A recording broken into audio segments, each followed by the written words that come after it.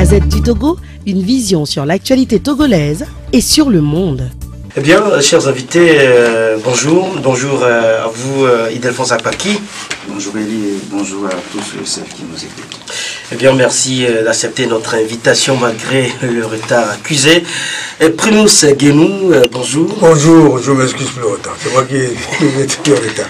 Merci. Vous l'avez suivi bien avant d'ailleurs sur la Super Radio Métropolis Lomé. Vous avez suivi donc le chef de file de l'opposition togolaise, Jean-Pierre Fabre, s'exprimer sur les travaux à l'Assemblée nationale, sur ce projet de loi envoyé par le gouvernement togolais à l'Assemblée nationale.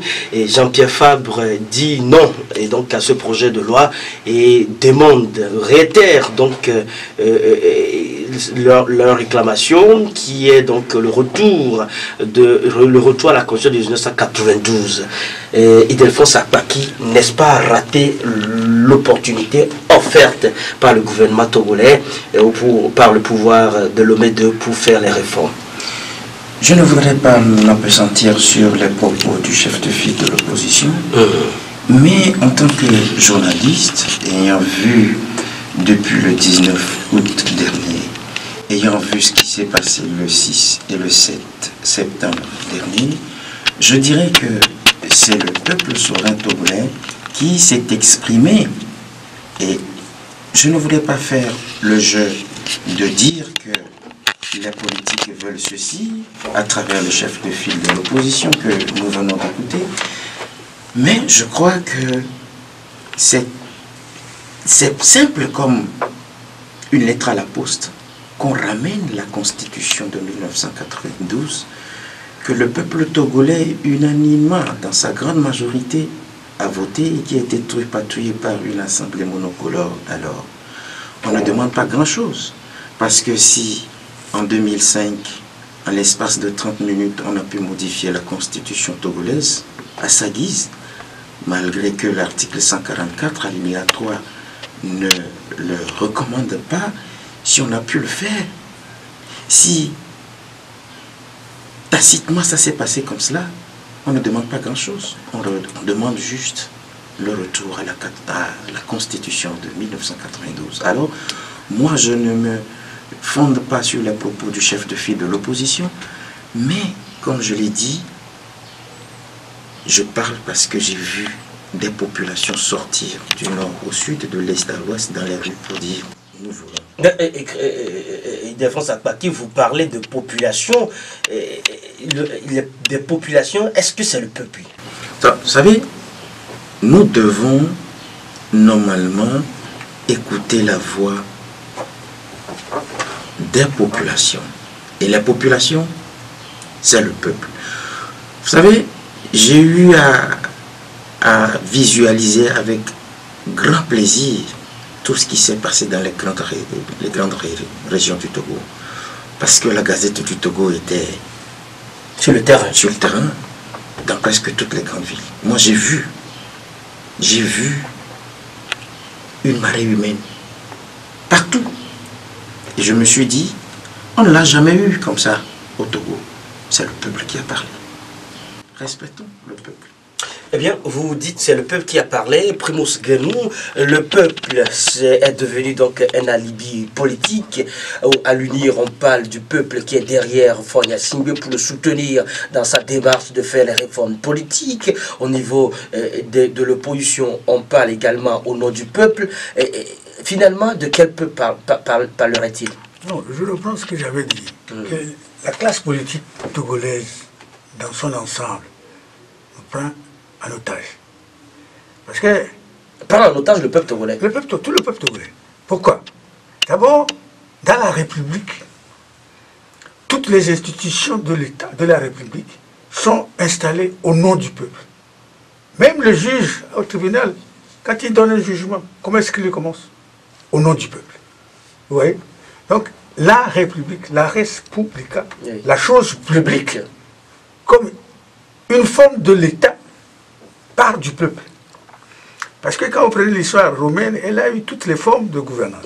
La tyrannie, l'oligarchie, la monarchie, l'aristocratie. Et la dernière qu'on a retenue, c'est la République, la res publica. Qui a pour fondement la démocratie. La démocratie. C'est-à-dire le peuple. Vous voyez? Maintenant, au Togo, la non-résolution des problèmes politiques par les politiques a fait de nous maintenant des partisans. Je suis dans un camp, et tout ce que fait mon camp est bon, et l'autre camp, c'est des diables, et vice-versa. Donc nous sommes maintenant au Togo dans cette situation. Vous pensez que cette situation maintient la crise sociopolitique togolaise? Exactement, parce que nulle part on ne l'a débloqué. Quand vous prenez 92, ça fait 25 ans. C'est-à-dire l'enfant qui est né en 92 a aujourd'hui 25 ans. Alors expliquez-moi comment est-ce qu'un problème, on peut ne pas, pendant 25 ans, résoudre un problème. Quand moi j'analyse dans ma chambre, je ne comprends pas. Et les gens qui sont sortis, c'est les jeunes de 92. Vous voyez? La majorité. Je ne sais pas si c'est la majorité. C'est-à-dire la majorité de sa population sortie. Les jeunes, oui, exactement, les jeunes. Donc, vous voyez, quand ces enfants étaient nés, ils ne savaient rien de cette constitution. Et la constitution pose problème à la classe politique jusqu'à ce que ces enfants atteignent 25 ans et se tiennent dans la rue. Moi, à mon avis, si la situation est comme ça, ce que je peux conseiller à la classe politique, c'est de trouver un consensus.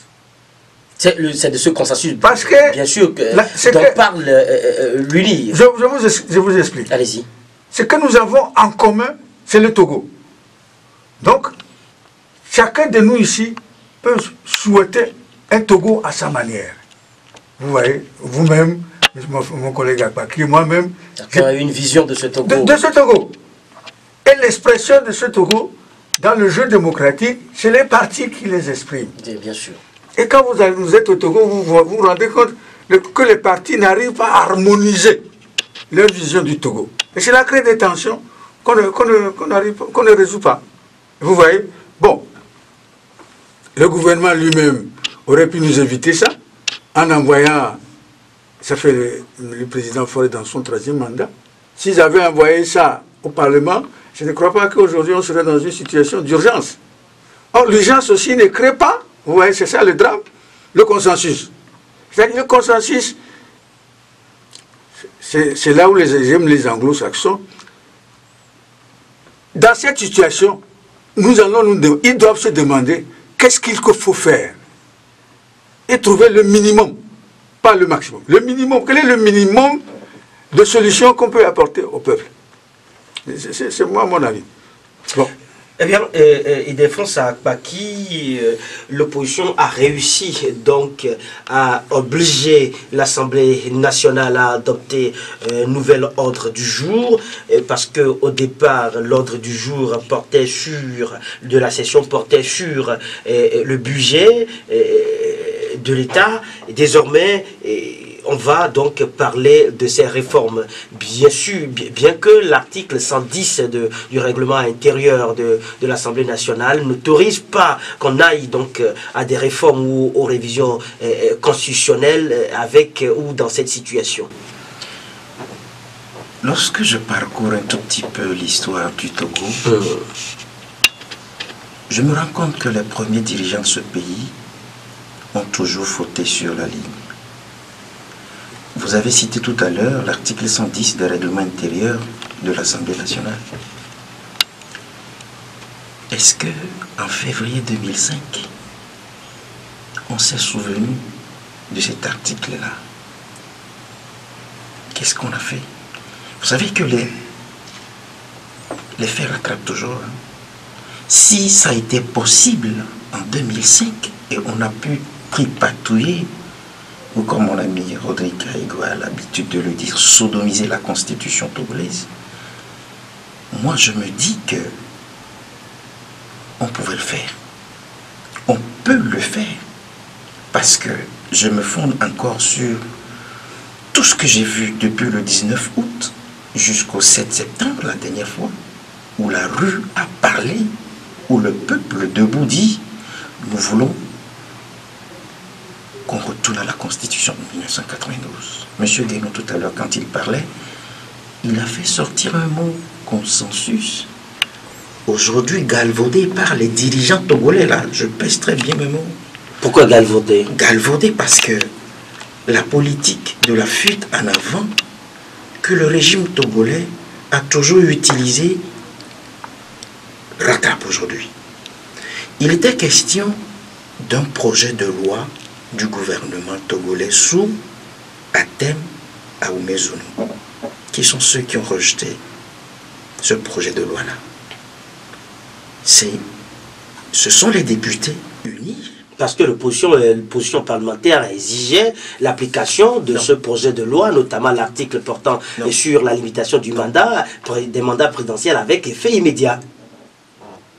Nous sommes d'accord qu'en droit, lorsque nous sommes devant une loi générale, comme les lois constitutionnelles, lorsqu'elles sont votées, elles sont d'application immédiate. C'est parce que les gens l'ont dit qu'on a trouvé... Mais généralement, on dit que la loi ne dispose pas de l'avenir. Si. La loi dispose plutôt de l'avenir. Toujours l'avenir.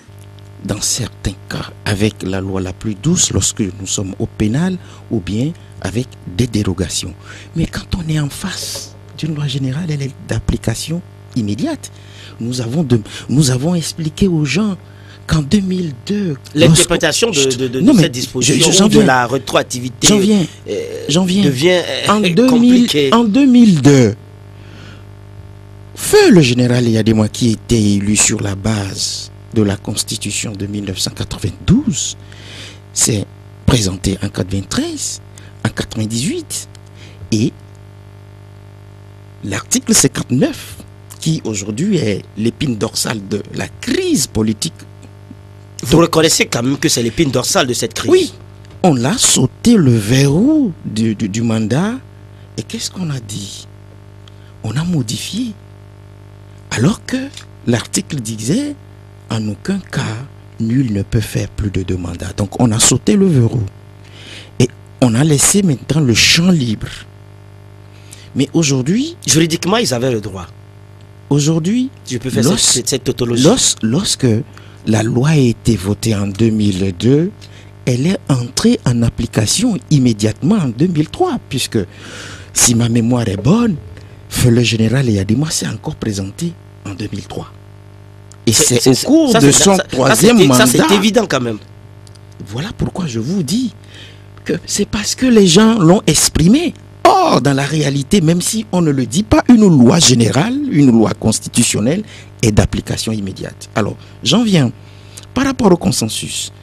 Et je faisais le jeu en disant que lorsque le Premier ministre qui est issu de la majorité fait une proposition de loi, fait un projet de loi, l'envoie au Parlement et que c'est sa majorité qui la rejette, ça pose un problème. Alors que lorsque vous êtes devant cette situation, mais vous devez vous poser la question de savoir que s'est-il passé. Il y a eu ce projet de loi de l'ancien ministre. Il y a eu une première proposition de loi car a dit. Il y a eu aujourd'hui une autre proposition de loi ANC a dit. Où en sommes-nous? On a utilisé ce mot-là, consensus, au sein même de la majorité, pour dire il faut avoir un consensus. Vous savez ce que le règlement intérieur de l'Assemblée nationale dit? Lorsque je suis auteur d'une proposition de loi, lorsque je la dépose selon la loi, il vous revient, vous, qui n'êtes pas initiateur de cette loi-là, de faire ce que nous appelons des amendements. Nous ne pouvons trouver du consensus qu'en allant ainsi. Parce que vous n'êtes pas d'accord avec moi, vous faites votre proposition. Jusqu'à aujourd'hui, on ne nous a jamais dit que UNIR, après le dépôt de la proposition de loi ANC a dit que l'UNIR a fait des propositions contre ce qui a été fait. Mais, à la surprise générale, on s'est rendu compte que le président de l'Assemblée nationale a suspendu les travaux et a demandé qu'on reverse tout à la commission de réflexion de Mme Awanana. Parce que l'Assemblée nationale et les partis politiques et représentés n'arrivent pas à s'entendre sur le minimum. Alors, le bon sens aurait voulu aujourd'hui que on a eu au référendum. Awanana n'a pas rendu sa copie quand un autre projet de loi, aujourd'hui fantôme, parce que nous cherchons, la loi dit, et la loi l'exige, quand il y a ces genres de propositions de loi ou bien de projets de loi, mais c'est une chose publique. Mais aujourd'hui, on ne sait pas ce qui est contenu dans le nouveau projet. C'est remis quand même vous parlez du nouveau projet, du nouveau projet de loi du gouvernement. Vous l'avez eu, vous savez. Pas encore, mais quand même, selon des indiscrétions ou ce qu'on peut retenir, l'article, on note donc une nouvelle disposition, c'est l'article 52, qui dit les députés sont élus au suffrage universel, direct et bien sûr pour un mandat de 5 ans renouvelable une seule fois.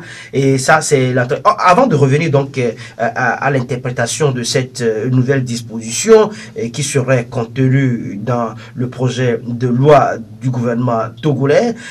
Primus Guénou, sur la clé de voûte aujourd'hui par rapport à la question des réformes politiques, reste l'article 59 de notre constitution qui porte limitation des mandats présidentiels. Aujourd'hui, beaucoup estiment que la question, au lieu de le prendre sur le plan juridique, au lieu d'entrer dans du juridisme, on réglerait plutôt politiquement cette question. Comment? Non, je vais donner raison à mon collègue Koupaki.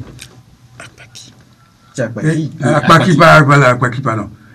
Dans la démocratie, nous avons le pouvoir repose sur trois piliers. L'exécutif, le législatif et le judiciaire. L'Assemblée nationale, c'est le législatif. Les faiseurs, les fabricateurs de lois. De lois. Donc, vous voyez, une proposition de loi ne peut pas arriver là et on la rejette à une autre commission. Non, la commission ne fera pas la loi. Même la commission on en a, après étude ou réflexion sur le projet de loi. C'est une commission de réflexion et non de faiseurs de loi.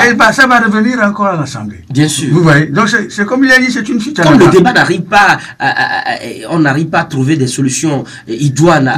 La classe politique togolaise dans son ensemble a un comportement partisan. Vous voyez? C'est ça où donc pour vous, à l'Assemblée nationale, l'intérêt supérieur de la nation n'est pas défendu. C'est nous. C'est le peuple. Ils sont là au nom du peuple. Mais vous pensez qu'ils ne défendent pas le peuple? Comment est-ce qu'une loi arrive au niveau du président de l'Assemblée nationale qui le rejette à une autre commission, qui n'est pas parlementaire? Je ne sais pas si on se comprend. C'est-à-dire que si on doit prononcer une loi, c'est le Parlement qui le fait. Au nom de qui? À notre nom. Bon, maintenant, qu'est-ce qui s'est passé en 92? En 2002, le général Yadema a eu l'impression que le verrouillage qu'on a mis dans l'article était dirigé contre lui. Et il a fait sauter. C'est le bon droit du président de la République actuelle, de dire que je n'ai pas touché à cette loi. Et donc, d'en en profiter. Il en profite. Et c'est ce que l'opposition lui reproche. Que son père lui a préparé le terrain. Et lui ne demande personne, puisqu'il ne touche pas à la loi, et ne dit rien sur la limitation de mandat. C'est la querelle. L'essentiel a été dit dans l'accord politique global, et qui a traité donc de toutes les questions devant remettre en place... Maintenant, le drame du Togo, c'est que le gouvernement a fait une loi qui permet à tout le monde, vous et moi, de créer des partis. Et au Togo, on en a 113. C'est-à-dire qu'il y a 112 partis qui sont en train de vouloir aussi arriver au pouvoir. Et ils se rendent compte qu'ils n'ont pas la chance tant que la même personne peut se représenter ad vitam. Voilà, ad vitam. Donc, ils aimeraient que l'on change la règle du jeu que son père a changé.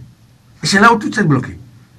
Maintenant, et vous parlez de blocage, et ce blocage est selon le pouvoir ou des responsables du parti au pouvoir, ils estiment qu'il faut remettre le compteur à zéro si vraiment il faut faire ces réformes, c'est-à-dire permettre à Faure Gnassingbé de se présenter aux prochaines élections présidentielles. Si le président de la République, Faure Gnassingbé, doit se présenter aux prochaines élections, ce n'est pas à la Constitution de dire ça. Vous voyez là où on nous prend en otage. Ce n'est pas du ressort de la Constitution. Mais de la Cour constitutionnelle.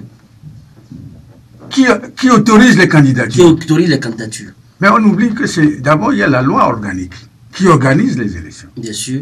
Donc, la condition aux candidatures, c'est la loi organique de la poser. Mais pourquoi les politiques n'arrivent pas à s'entendre sur le minimum pour pouvoir, en tout cas, limiter le mandat présidentiel et laisser le choix à ce que la Cour constitutionnelle puisse décider de la candidature? C'est là où je dis qu'on nous prend en otage en mélangeant tout. Si vous voulez le changement de la Constitution, faisons le changement de la Constitution, point final. D'accord? Et après, si on veut aller aux élections, parlons de la loi électorale ou du code électoral. C'est deux choses qui ne se mélangent pas. Toutes ces histoires tirent leur substance de la Constitution. Oui, mais on ne va pas les mélanger. Ce n'est pas parce que les jours on veut remettre l'article 59 qu'il faut poser le problème de la candidature du président actuel de la République. Ce n'est pas la Constitution de régler ça. Si maintenant, il y a un article de la Constitution qui limite les mandats présidentiels, elle ne dit rien sur les candidatures. Donc pourquoi on va l'amener là? Pourquoi on va amener les débats de la présentation d'un candidat aux élections présidentielles à la Constitution? Au moment où on veut qu'on introduise un changement, un amendement, c'est au fond de ça. Vous voyez que les gens nous fatiguent pour rien. Au départ, il réclamait donc les réformes politiques selon l'esprit de l'APG. Quelques mois plus tard, on parle aujourd'hui du retour à la Constitution de 1992, en insistant sur cet article cet article 59, en insistant notamment sur cette expression ou cette dénomination, oui, cette expression qui dit « en aucun cas, nul ne peut ». Cette nouvelle donne, c'est le PNP qui l'a amené. L'APG, ça fait 11 ans. Mais aujourd'hui, on dit que c'est le peuple qui... Oui. C'est l'orientation donnée par le peuple. Est-ce qu'il appartient au peuple de donner l'orientation aux leaders politiques? Comment est-ce que les gens peuvent s'exprimer au nom du peuple et en même temps refuser au peuple de donner une orientation? Je vais voir que c'est un contradictoire. Si les gens réclament le peuple pour parler en son nom, finalement, si le peuple donne une orientation, c'est un péché. On tourne en rond avec tous ces politiciens, à gauche et à droite, aussi bien de l'opposition que du parti au pouvoir, qui nous fatiguent en nous faisant tourner en rond, en mouille en bourrique. L'Assemblée aussi fait les lois au nom du peuple. La justice aussi prononce ses décisions de justice au nom du peuple. L'exécutif aussi agit au nom du peuple. Et maintenant, finalement, qui véritablement représente le peuple? C'est ça. On fait tourner en bourrique et on fait du surplace. Ça fait 25 ans, on n'a pas bougé. Eh bien, Ildefonse Akpa, ce qui, vous l'avez dit, constitue aujourd'hui l'épine dorsale de cette révision constitutionnelle, c'est l'article 59 portant limitation des mandats présidentiels. Est-ce que aujourd'hui, vu la décision de l'opposition togolaise, donc demandant le retour à la Constitution de 1992, dans tout son sens, permettrait à ce qu'on ait, à ce que le pouvoir puisse accepter aller à ces réformes? Je vais vous rappeler une phrase que j'ai jamais oubliée, que l'actuel chef de l'État, dans les premières heures de la prise du pouvoir, a essayé de servir à toute la planète. Un 25 février 2005, au Palais des Congrès de Lomé. Je le cite. Le père de la nation, avant de mourir, nous a dit de ne jamais laisser le pouvoir nous échapper. Tout se fait aujourd'hui autour de cette phrase-là. C'est vous qui le dites, mais quand vous écoutez les responsables du parti au pouvoir, ils disent qu'ils sont disponibles et disposés à accepter les réformes devant limiter les mandats présidentiels Sauf et accusent l'opposition d'être l'obstacle de ces réformes. Sauf qu'ils font preuve de malhonnêteté politique. Je le dis et je l'assume. Vous savez pourquoi? Expliquez-nous. Je ne comprends pas jusqu'aujourd'hui. Lorsqu'un Premier ministre est issu de la formation qui dirige un pays, qui dit dans son discours programme qu'il fera les réformes, et il a l'assentiment de la majorité, sinon il a l'assentiment de ses collègues, et que, chemin faisant, il envoie un projet de loi à l'Assemblée, avec exposé des motifs, et que c'est sa majorité-là qui a dit oui, nous sommes d'accord, qui lui dit non. C'est une incongruité. 1. 2. J'ai dit tout à l'heure que lorsque vous êtes auteur d'une proposition de loi ou bien d'un projet de loi, laissez la latitude aux autres d'amender. Ce n'est pas laisser la latitude. Les règlements intérieurs imposent que si tu n'es pas d'accord avec ce que j'ai dit, propose. Et j'ai dit ici, est-ce que vous avez appris que depuis le projet de loi, en passant par les 2 propositions de loi déposées par l'opposition, est-ce que vous avez appris une seule fois que UNIR a fait des propositions contraires? Non. Et pourquoi vous jetez maintenant la responsabilité sur l'opposition? Les faits sont là, bien têtus. Hein? Oui, et ceux qui jettent cette responsabilité sur l'opposition parlementaire estiment que dans les coulisses, des informations ont fuité selon lesquelles l'UNIR demandait une certaine négociation sur un nouveau mandat de Fornia Simbé. Non, mais moi, ce que je ne comprends pas, je crois que je serais un tout petit peu dru ce matin. Est-ce que sur les 7 millions de Togolais que nous sommes, il n'y a que M. Fornia Simbé seul qui est plus intelligent. C'est l'acteur principal du jeu politique au Togo aujourd'hui. Sauf que lorsque la loi arrange, on crie. Lorsque la loi n'arrange pas.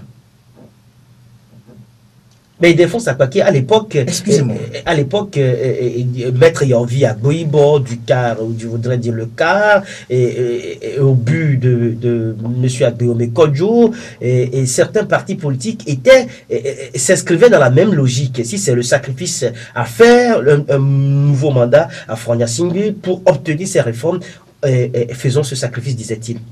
J'avais trouvé dans la démarche, excusez-moi, trouvé dans la démarche de Maître Agboibo à l'époque que cela gênait un tout petit peu l'entendement humain togolais.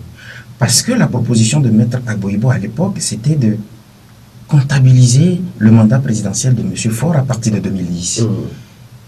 Mais j'ai posé la question de savoir si dans la mémoire collective togolaise, on nous dira que M. Fornia Simbé a pris le pouvoir en 2010. Dites-moi. Alors, lorsque vous parlez... Il estime que c'est le prix à payer pour avoir ces réformes. Quel est le prix à payer? L'histoire a retenu que M. Fornia Simbé est venu au pouvoir en 2005. Mais n'oubliez pas, il défend sa paquet que la politique est une question de rapport de force. Pourquoi vous parlez de... Puisque Fornia Simbé, au lieu de... En lui refusant donc un 3e mandat, il le fait et continue de le faire. Aujourd'hui, on parle d'un boulevard ouvert à Fornia Simbé. Non. J'ai comme l'impression que vous et moi, on ne se comprend pas. J'ai comme l'impression que nous sommes en train... Moi, je ne me fie pas à ce que je qualifie de... Excusez-moi. Ménopause intellectuelle. Je ne le fais pas. Je ne fais même pas preuve d'hérésie intellectuelle. Vous pensez que ceux qui demandent à ce que Fornia Simbé puisse preuve de ménopause intellectuelle? Parce que j'ai dit tout à l'heure... Est-ce que l'histoire a retenu que M. Fornia Simbé est arrivé au pouvoir en 2005? Oui. Est-ce que M. Fornia Simbé était candidat à la présidentielle d'avril 2005? Bien sûr. Qui est-ce qui a été proclamé malgré que les résultats ont été falsifiés? Qui est-ce qui a été proclamé vainqueur? Son premier mandat, il a amorcé en 2005. L'histoire l'a retenu. Bien sûr. Et j'ai trouvé que c'était une anomalie de dire qu'il a commencé son mandat en 2010 et qu'il faut le laisser. Est-ce qu'Agbebon n'a pas dit, Maître Yordi Agbebon n'a pas dit qu'il a commencé son mandat en 2000, mais de prendre en compte le mandat de 2010. Ce qui suppose qu'en 2005, on n'a jamais connu M. Faure-Gnassingbé. Mais dans une situation de crise, il faut aller avec des solutions de crise. Mais alors, soyons honnêtes, parce que les faits sont là, bien palpables. J'ai posé la question de savoir si dans la mémoire collective togolaise, on n'a pas retenu que M. Faure-Gnassingbé est arrivé au pouvoir en 2005. C'est de cela qu'il s'agit. À l'époque, je n'étais pas d'accord. Mais aujourd'hui, c'est par la force brutale qu'on continue de gouverner le Togo. Je me base sur tous ces résultats de présidentiel qu'on a eu. Vous avez vu ce qui s'est passé en 2015, la dernière fois, où au même moment où le président de la CENI convoquait une assemblée plénière qui est d'ailleurs souveraine. Au même moment, il donnait des résultats, alors qu'on n'avait pas encore les résultats. Et le comble, c'est que l'histoire a retenu, parce que moi j'ai encore visualisé les images de M. Tafatabiou la dernière fois, l'histoire a retenu que quand il disait, on me fait savoir qu'il y a des erreurs ici. Mais s'il avait fait le travail avec le reste de la CENI, à la plénière, comme la loi électorale l'exigeait, on aurait évité ces erreurs. Il ne viendrait pas exposer devant toute une planète ces incongruités-là, ces gestes qui ne l'honorent pas. Et grave, la Cour constitutionnelle, jusqu'aujourd'hui, trouve qu'il y a des erreurs qu'elle n'a jamais corrigées. Mais vous voyez tout ça là quand... Moi, je l'ai toujours dit, je le dis encore, les milliers de Togolais que nous sommes, en me focalisant sur les dates du 19 août, du 6 et du 7 septembre, je dis que ce peuple en a ras-le-bol. Vous savez pourquoi? Ceux qui dirigent ce pays pendant des années, qu'est-ce qu'ils proposent de concret et de nouveau Togolais, à part ce que nous vivons? On nous a dit que nous sommes sous un mandat social, mais tout ce qui se passe durant ce mandat social n'a rien à voir avec le social. Nos hôpitaux qui sont en agonie, les travailleurs qui tirent le diable à la queue, des retraités qui n'ont plus leur pension à temps et qui meurent. Qu'est-ce que vous voulez? Un analyste béninois a dit la dernière fois sur une chaîne qu'en Afrique, les oppositions qui viennent au pouvoir déçoivent parfois plus que ceux qui exerçaient le pouvoir avant. Le système qui régente l'État togolais à la suite du coup d'État de janvier 1963 n'a jamais changé. C'est les mêmes hommes, c'est le même système, c'est la même méthode. Vous avez vu la répression à l'époque du feu le général Yadima jusqu'à aujourd'hui, c'est la même chose. Mais ce que nous devons réaliser, retenir aujourd'hui, c'est que lorsque la dernière fois, sous la pression de la rue, on a semblé envoyer un projet de loi qui aujourd'hui, j'ai dit tout à l'heure en passant qu'il est devenu un projet de loi fantôme. Parce que ceux qui doivent avoir copie du contenu de ce projet-là ne l'ont pas. Je parle des députés. On est resté ensemble avec les députés hier. Mais demain, la commission de loi va trancher sur... Non, va travailler donc sur ces articles excuse-moi, cher confrère. à modifier. Ne faisons pas de la malhonnêteté le leitmotiv. La loi dit, lorsque c'est un projet, une proposition,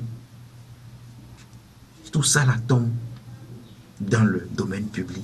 Toi et moi, en tant que journaliste, Normalement, nous devons avoir copie de cette loi et en parler. L'expliquer bien avant que...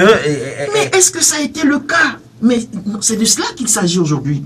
On parlerait peut-être d'une restriction d'information. Tout à fait. Et moi, ce qui est grave dans tout ça, lorsque on nous dit que la proposition émane du gouvernement et qu'il y a eu une forte pression dans le pays, il y a la tension qui est montée d'un camp.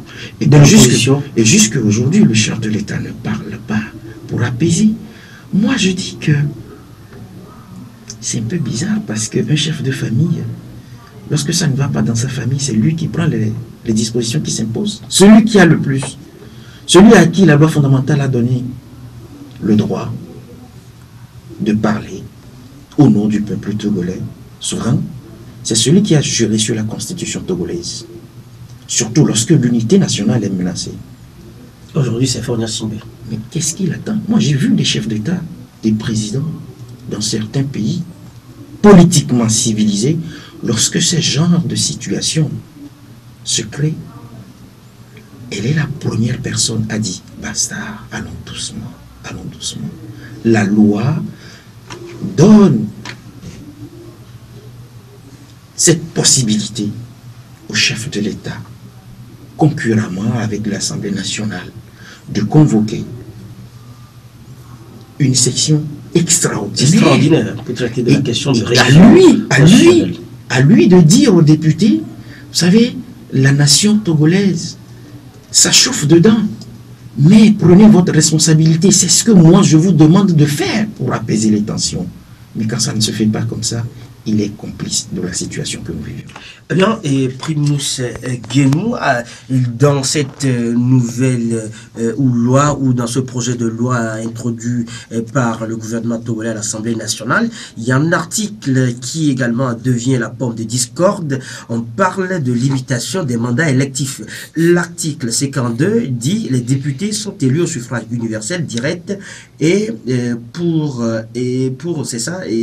un mandat de 5 ans renouvelable une seule fois. On entend donc que désormais, le mandat présidentiel sera limité à 2, le mandat parlementaire également sera limité à 2. Ce qui, dans l'interprétation, exclurait définitivement certains acteurs politiques de la scène. Il ne faut pas chercher la petite. Il ne faut pas chercher la petite bête là où elle n'est pas. Ce qui intéresse tout le monde, c'est le mandat présidentiel. Il ira toujours gagner les élections législatives. C'est lui qui désigne ses députés. Vous voyez que la loi, là, c'est une loi qui... Vous pensez que cette loi ne mérite pas d'être... Quand il s'agit des députés, UNI gagne toujours a toujours la majorité, non? On a l'impression qu'à travers cette loi, Fonia Simbe voudrait dire à ceux qui lui demandent donc de quitter le pouvoir aussitôt que les réformes seront faites, il voudrait leur dire je quitte et vous quittez avec moi. C'est ce que je dis. Nous tournons en rond. L'essentiel, c'est les députés. Non, ce n'est pas les députés. C'est la limitation du mandat présidentiel que le parti au pouvoir ne veut pas faire. Le problème avec Aoumé Zounou, quand je vous dis que dans les deux cas, les gens se comportent en partisans de leur cause, de la cause de leur camp. Aoumé Zounou venait de la CPP. Et les anciens du RPT, qui sont devenus les nouveaux d'UNIR, n'ont pas accepté que c'est lui qui leur fasse une proposition de loi. C'est là au fond la chose. Vous voyez? Et dans tout ça, on nous oublie. On oublie le peuple. On oublie le peuple, voilà. On nous est pris en otage. Maintenant, on nous demande d'être dans un camp ou dans l'autre. Vous pensez que la chose publique ou les faits politiques au Togo sont difficiles à interpréter? Est-ce que quelqu'un nous parle du Togo? Tu as vu quelqu'un nous parler du Togo? Mais Jean-Pierre Fabre parle du Togo, parle du peuple. Fonia Simbe parle du peuple, lui parle du peuple. Moi, je suis de l'ancienne génération. Nous, on a connu Sylvain Lusuli. Il a fait rêver tout un peuple en lui proposant le pays qu'il va construire. Ouais, c'est ça qui a fait. Les gens ont créé le drapeau, les gens ont créé l'hymne national. Les gens ont rêvé. Éternel bénisse le Togo. Ouais. Vous voulez donner la chair de poule là. Oui, est-ce que le Togo inspire encore aujourd'hui les gens comme ça? Le souci des jeunes avec qui moi je discute, chaque fois ils viennent me demander quel conseil je peux leur donner pour qu'ils quittent le Togo. Vous voyez que je suis content de ça? Donc vous pensez que les acteurs politiques togolais n'ont pas une vision bien définie pour ce pays? Sinon les jeunes vont partager ça avec eux. Moi quand un jeune vient me voir à la maison, c'est pour me demander conseil, comment si je vais le conseiller pour qu'il quitte le pays. Donc est-ce que le Togo nous fait rêver encore? Si un jeune vient chez moi, c'est ça. Que tu lui donnes le conseil. Si vous allez en Allemagne, comment on fait? Si vous allez aux États-Unis, comment on fait? Comment j'ai fait? Primus Guénou, c'est peut-être la raison fondamentale pour laquelle se bat aujourd'hui, ou pour laquelle s'articule aujourd'hui le débat sur les réformes politiques demandant un nouveau contrat social. Oui, dans ces cas-là, les responsables politiques, qu'ils soient à l'Assemblée ou doivent s'asseoir. Ils doivent sentir qu'il y a un problème à résoudre. Non pas. Quand le Conseil des ministres se réunit en urgence et après, c'est l'Assemblée qui bloque, ça ne fait pas sérieux. Ça ne donne pas une bonne image même du gouvernement. Et comme l'a dit, ça ne donne pas une bonne image aussi du chef de l'État. Parce que ça montre que le pays n'a pas de repères, surtout de repères moraux. Ouais, parce que dans ces conditions-là, il doit y avoir une autorité morale qui sort et qui parle, que tout le monde qui écoute et à laquelle on obéit. On n'a pas ça au Togo. Moi, je me souviens dans la lutte de l'apartheid, quand Mandela était en prison, quand Monseigneur Desmond Tutu vient en Europe, fait une conférence, la salle est pleine. A craqué. A craqué. Et c'est ça qui a mobilisé les populations occidentales à s'engager contre l'apartheid. Vous voudriez vous dire qu'ici au Togo, les autorités morales, notamment celles religieuses, elles aussi ont déserté? Elles sont où? Elles aussi ont déserté? C'est dans ces conditions, quand vous les voyez, si quelqu'un a une autorité morale, ça apparaît. Moi, j'ai vu Monseigneur Desmond Tutu pour la première fois à Berlin.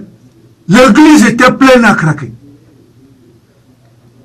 Et les Blancs pleuraient. Quand ils ont entendu ce que les Blancs faisaient en Afrique aux Noirs, ils ont pleuré. Ça a changé le sens. Oui, ça a changé le sens de la lutte. Là-bas. Alors quand je vois ici, les jeunes m'approchent et disent qu'ils veulent partir. Moi-même, je ne suis pas fier. Je vais conseiller à un jeune frère comment il va quitter son pays. C'est des problèmes il faut donner une vision qui fait rêver les jeunes. Eh bien, Ildefonse Apaki et Primus parlent d'un horizon qu'il peint peut-être en noir, sans grand optimisme.